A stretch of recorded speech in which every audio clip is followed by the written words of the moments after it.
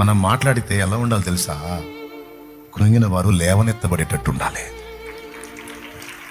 సాధించలేను, నా వల్ల కాదన్నోడిని కూడా ధైర్యపరిచినానా, నువ్వు సాధించగలవు నాన్న, నువ్వు చేయగలవు నాన్న.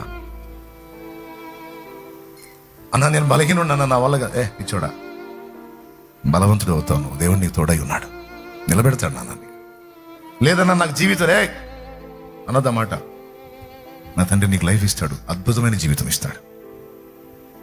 నీ మాట ఎలా ఉండాలి తెలుసా? నీ బిడ్డల విషయంలోనైనా, నీ తోటి వారి విషయంలో, నీ దగ్గరికి ఎవరు వచ్చినా, వాళ్ళు చిన్నోళ్ళైనా పెద్దోళ్ళైనా, నా సోదరి నా సోదరుడా, మన వాక్యం ఎలా ఉండాలి తెలుసా?